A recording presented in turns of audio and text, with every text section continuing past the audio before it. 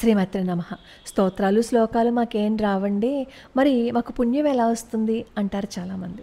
స్తోత్రాలు, శ్లోకాలు మాత్రమేనా భగవంతుని దగ్గరికి చేర్చేవి?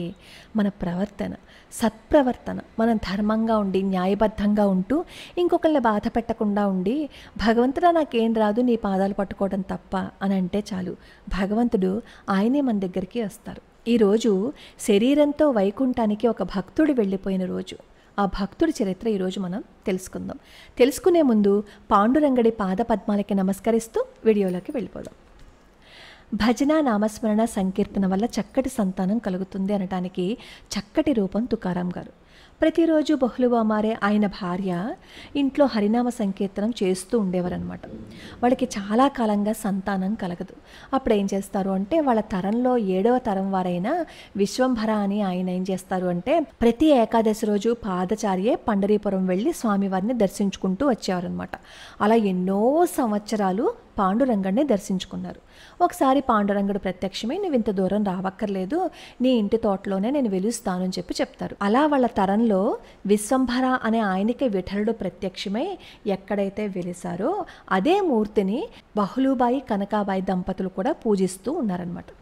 అలా పూజించిన ఫలితంగానే ఆయనకి సంతానం కూడా కలుగుతుంది. 4 సంతానం. 3 మగపిల్లలు, 1 ఆడపిల్ల. 2వ వారే ఈ తుకారామస్వామి. వీళ్ళ ఇంట్లో ఎప్పుడూ హరినామ సంకీర్తన జరుగుతూ ఉంటుంది, హరిభజన జరుగుతూ ఉంటుంది, కీర్తనలు అలా వినిపిస్తూనే ఉంటాయి. దానివల్ల అలాగే ఈయన పూర్వజన్మ సుకృతం వల్ల తుకారాం గారు కూడా మాటలు వచ్చింది మొదలు విఠలా విఠలా విఠలా తప్ప ఇంకో మాట మాట్లాడేవారు కాదనమాట. ఆయన అందరినీ ప్రేమించేవారే, ఎవరి మీద ఆయనకి ద్వేషం ఉండేది కాదు. అలా చిన్నప్పటి నుంచి విఠలుడి నామాన్ని సంకీర్తన చేస్తూ ఆయన కూడా పెరుగుతూ వచ్చారు. ఆ తర్వాత ఏమో ఈయనకి వివాహం జరుగుతుంది. మొదటి భార్య చనిపోతుంది. ఆ తర్వాత తల్లిదండ్రులు బలవంతంగా 2వ వివాహం చేస్తారు. ఇతనికి 2వ వివాహం జరిగిన తర్వాత తల్లిదండ్రులు చనిపోతారు. తుకారాం గారి సోదరుడు కూడా చనిపోతాడు. తర్వాత మహారాష్ట్రలో ఏమవుతుందంటే, చాలా తీవ్రమైన క్షామం ఏర్పడుతుందన్నమాట. అంటే కరువు ఏర్పడుతుంది. బ్రతుకే బరువుగా అయిపోతుంది. తిండి లేక పిల్లలేమో బాధపడుతూ ఉంటారు. అలాంటి కఠోర పరిస్థితులను చూసిన తుకారాం గారు ఆవేదనతో అలమటించిపోతుంటారనమాట. ఆందోళన పడుతూ ఉంటారు. అయ్యో, నా తల్లిదండ్రులను పోగొట్టుకున్నాను, నా సోదరుడిని కూడా పోగొట్టుకున్నాను, ఇప్పుడు పిల్లలకు కూడా నేను తిండి పెట్టలేని పరిస్థితికి వచ్చేసాను అని చెప్పి ఆయన బాధపడుతూ ఉంటారు. ఒకరోజు రాత్రి ఇవన్నీ ఆలోచిస్తూ పడుకుందాం అనుకుంటారు. ఆయనకి నిద్ర పట్టదనమాట.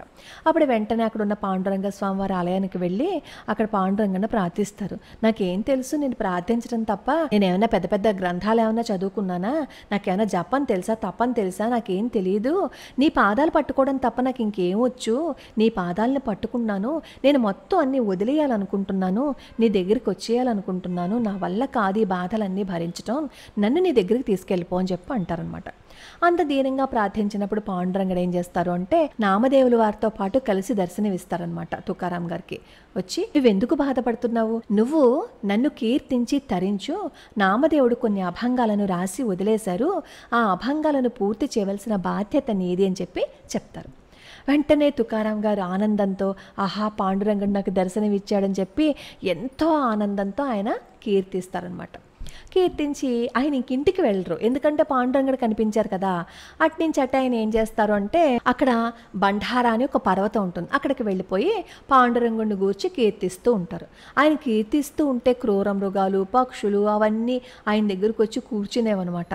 పక్షులైతే ఆయన ఒళ్ళో పడుకునేవన్నమాట. అయితే ఇలా రోజులు గడిచిపోతున్నాయి.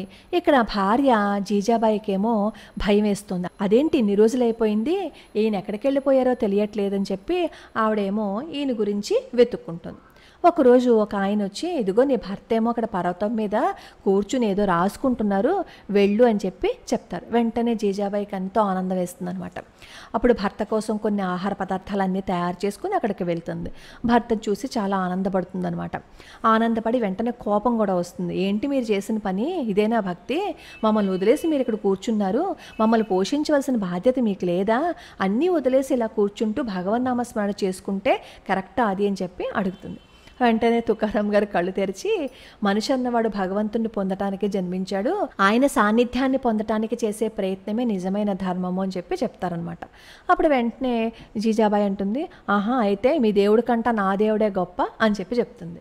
నీ దేవుడు ఎవరు అంటే అప్పుడు జీజాబాయి అంటుంది, ఇంకెవరు మీరే, భార్యకి పతి తప్ప ఇంకెవరు ఉంటారు దైవము, మీరేమో ఎన్ని వదిలేసి కూర్చుంటే ఎలా కుదురుతుంది, ఈ అరణ్యంలో కూర్చొని అన్ని కాలం గడుపుతారా, ఏ శాస్త్రం చెప్పిందేంటి, అందరినీ వదిలేసి అడవిలో కూర్చుని తపస్సు చేసుకోమని చెప్పి, అంటే ఇంట్లో కూర్చుని భగవంతుడిని పిలిస్తే భగవంతుడు రాడా అని చెప్పి గట్టిగా అడుగుతుందనమాట. అప్పుడు వెంటనే తుకారాం గారు కూడా ఆలోచిస్తారు, నిజమే కదా తను చెప్పింది, అందరూ ఉంటే మాత్రం నేను భగవంతుని పూజ చేసుకోలేనా అని చెప్పి ఆయనేమో ఇంటికి వచ్చేస్తారు. ఇంటికి వచ్చేసారు కానీ ఆయన అక్కడ కూడా ఏ పని చేయలేకపోతున్నారు. ఆయనకి ఏ పని మీద మనసు లగ్నం కావటం లేదు. ఎప్పుడూ పాండురంగుని కీర్తిస్తూ అభంగాలను రచిస్తూ అలా ఉండడమే అనమాట. అలా ఆయన పాండురంగడ వైభవం గురించి ఎన్నోసార్లు మాట్లాడుతూ ఉండేవారు. ఆయన సంకీర్తన ప్రభావంతో భక్తులని ఆనంద సాగరంలో ముంచేసేవారు అనమాట. కుటుంబ పోషణకి బిచ్చమెత్తేవారు. పోనీ ఈ కుటుంబ పోషణకి ఏమైనా బిచ్చమెత్తటం క్రమబద్ధంగా ఉంటుందా, అది కూడా ఉండేది కాదు. భిక్షకి వెళ్ళాలనే సంకల్పం వస్తే అప్పుడు వెళ్ళేవారు, లేదు అంటే నామ సంకీర్తన చేసుకుంటూ అలా జీవితాన్ని గడిపేస్తూ ఉండేవారు అనమాట. ఇలా ఈయన సంకీర్తనలు ఎన్నో చోట్లకి వెళ్ళిపోయి ఈయన చూడ్డానికి వచ్చేవారు. ఒకరోజు ఒక చెరుకు తోట యజమాని ఏం చేస్తారు అంటే తుకారాం గారికి నమస్కరించి, ఇదిగో నా తోటలో కొన్ని చెరుకులు ఉన్నాయి, మీరు తీసుకెళ్ళండి అని చెప్పి ఇస్తారు. అవి కూడా తీసుకుని వచ్చేటప్పుడు అక్కడ పిల్లలందరూ కనిపిస్తే వాళ్ళందరిలోనూ పాండురంగుడు కనిపిస్తారనమాట ఈ తుకారాం గారికి. అన్నీ వాళ్ళకి ఇచ్చేస్తారు. కిటికీలో నుంచి భార్య చూస్తుంది, చూసావా పిల్లల ఆకలితో ఉంటే కనీసం ఒక్కటి కూడా ఇంటికి తేకుండా అందరికీ పనిచేశారని చెప్పి ఆవిడ బాధపడి భర్తను తిడుతుంది. ఇంకెంత తిట్టినా తన భర్త గురించి తనకు తెలుసు కదా, అందుకే ఇంకా అలవాటు పడిపోయిందనమాట ఆవిడ. ఒకరోజు ఏమవుతుందంటే తుకారాం గారేమో ఈ పాటలన్నీ పాడుకుంటూ వెళ్ళిపోతూ ఉంటారనమాట. అలా పాడుకుంటూ వెళ్ళిపోతుంటే ఒక భక్తుడేమో తుకారాం గారిని చూసి, అయ్యో నా జీవితం ఈయన వల్లే కదా మారిందని చెప్పి లోపలికి పిలిచి భోజనాన్ని కూర్చోమంటారు. ఈ భక్తుడి భార్యకేమో అసలు తుకారాం గారు అంటే పడదనమాట. అసలు ఇతని వల్లే కదా నా భర్త ఏమాత్రం పట్టించుకోకుండా తిరిగాడని చెప్పి ఆ తుకారాం గారి మీద అలా వెళ్తూ ఉన్నట్టు వెళ్ళి చేతిలోంచి నూనె అతని మీద వంపేస్తుంది అనమాట, కాలు జారినట్లుగా నటించి. వెంటనే తుకారాం గారికి ఒళ్ళు కాలదు, ఆ భక్తుడి భార్యకి ఒళ్ళు కాలిపోతుంది అనమాట. వారు చేస్తూ ఉంటుంది. అప్పుడు తుకారాం గారు ఏమో దగ్గరికి వచ్చి, భయపడకు బాధపడకు అని చేతితో ఇలా అంటారు. వెంటనే ఆ అమ్మాయి శరీరం మీద బొబ్బలన్నీ అదృశ్యమైపోతాయి అన్నమాట.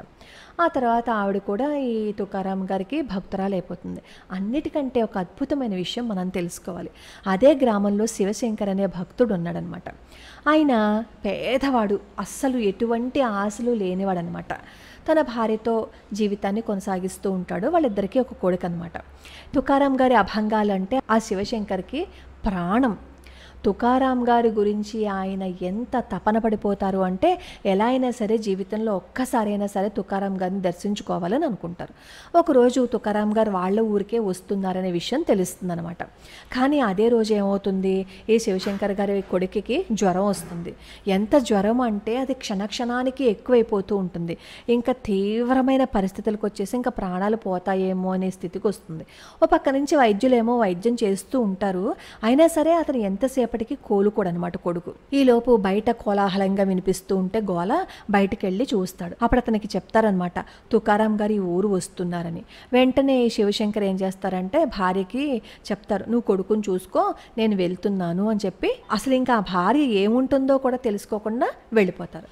అక్కడికి వెళ్ళిపోతే ఆయన అభంగాలు పాడుతూ ఉంటారు కదా తుకారాం గారు, ఆ సంకీర్తనలో పడి తన్మయత్వంతో ఉంటారనమాట. ఈలోపు ఏమవుతుంది, ఈ అభంగాలు సంకీర్తన చేస్తూ ఉంటే ఒక స్త్రీ చేతిలో శవాన్ని పట్టుకుని ఆ సంకీర్తన చేసే చోటకి వస్తుందన్నమాట. వస్తే అందరూ చాలా ఆశ్చర్యపోయి చూస్తూ ఉంటారు, ఎవరు ఇలా వచ్చారు అని. అప్పుడు అర్థమవుతుందనమాట. అప్పుడు శివశంకర్ దగ్గరికి వచ్చి ఏడుస్తుంది, ఏంటి నా కొడుకుని ఇలా వదిలేసి వచ్చేసావే, నీకు నా కొడుకు కంటే ముఖ్యం నీకు పాండురంగడు ఎక్కువైపోయాడా, ఈ తుకారాం ఎక్కువైపోయాడా అని చెప్పి ఏడుస్తుంది. అప్పుడు తుకారాం గారు బాధపడుతూ, స్వామి ఎందుకు ఇలా చేశావు, ఈ శివరాం నీ పాదాలు పట్టుకున్నాడు కదా, అంతకు మించి ఇతను ఏం చేశాడు, నువ్వేమో అతని కొడుకు ప్రాణాలు తీసేసుకున్నావు, ఇది న్యాయమేనా అని చెప్పి అప్పుడు ఒక కీర్తన పాడతారు. ఎప్పుడు అలా కీర్తన పాడుతూ ఉంటే ఈ శివరాం కొడుకు లేచి కూర్చుని ఈ తుకారాం గారి పాదాలు పట్టుకుంటారనమాట. వెంటనే అతని భార్య కూడా ఆశ్చర్యపోతుంది. వాళ్ళిద్దరూ తుకారామ స్వామి వారి పాదాలు పట్టుకుంటారు. ఇలా ఎన్నో మహిమలు చూపించారు. అంటే ఆయన తను గొప్పవాడని, తనకి చాలా శక్తులు ఉన్నాయని ఎప్పుడూ చెప్పుకోలేదు, ఎప్పుడూ అనలేదు. ఆయన నిత్యం ఏం చేస్తూ ఉండేవారు అంటే పాండురంగణ్ణి స్మరిస్తూ ఆయన నామ సంకీర్తన చేస్తూ ఉండేవారు. అది తప్ప ఇంకోటి తెలియదనమాట. అసలు ద్వేషం కానీ, అసూయ కానీ, కోపం కానీ ఇవి ఏవి ఈయనకి ఉండేవి కాదు. ఇలా ఆయన అభంగాలు రాశారు కదా. ఆయన ఊళ్ళో ఒక ఆయనకి చాలా కోపం వస్తుందనమాట. అత్తెరి ఏంటి తుకారామేమో అసలు చదువుకోలేదు కదా, ఏ శాస్త్రం తెలిసిన అభంగాలన్నీ తనే రాశాడని చెప్తున్నాడు అని చెప్పి ఫిర్యాదు చేస్తారనమాట. ఫిర్యాదు చేస్తే వెంటనే అక్కడున్న పండితులు ఏం చేస్తారు అంటే, అవును నువ్వేం చదువుకోలేదు కదా, నువ్వు రాశాను అంటున్నావు కదా, నువ్వు ఎలా రాసావు చూపించు, రుజువు చూపించు అని చెప్పి అడుగుతారు. అక్కడున్న పండితుడు అంటాడు, అలా కాదు, అతను రాసినవన్నీ తను రాయలేదు, ఎవరో రాసినవి తను అపహరించాడు కాబట్టి అతను రాసిన అభంగాలన్నీ ఇంద్రాణి నదిలో వేసేయాలని చెప్పి చెప్తాడనమాట. అలా వేసేస్తే ఇతనే సొంతంగా రాశాడు అని అనుకో, మళ్ళీ అవి తిరిగి వస్తాయి, లేదు అంటే అందులో మునిగిపోతాయి అని చెప్పి చెప్తాడు. సరే పాపం చేసేదేం లేక తుకారాం గారు ఏం చేస్తారంటే అభంగాలనేమో తల మీద పెట్టుకుని అలా వీధిలోకి వచ్చి ఇంద్రాణి నదిలో ఒక పలక మీద పెట్టి వదిలేస్తారనమాట. ఆ నది ఒడ్డునే ఈ తుకారామ స్వామి వారు కూడా అలా కూర్చుంటారనమాట. తిండి తిప్పలు ఏమీ లేవు, అలానే కూర్చుంటారనమాట. అలానే కూర్చుంటే 13వ రోజు వచ్చేసింది. 13వ రోజు ఏం జరుగుతుందో తెలుసా? ఇంద్రాణి నదిలో నుంచి గంగా నది పైకి వస్తుంది. పైకి వచ్చి తన హస్తాలలో అభంగాలను పట్టుకుని తుకారాం ఎదుట ప్రత్యక్షమయ్యి ఆ అభంగాలన్నింటినీ తుకారాం గారికి ఆశీర్వదించి ఇచ్చారనమాట. ఇప్పుడు మనం చూస్తున్నాం కదా, ఈ అభంగాలు తుకారాం గారు రాశారనమాట.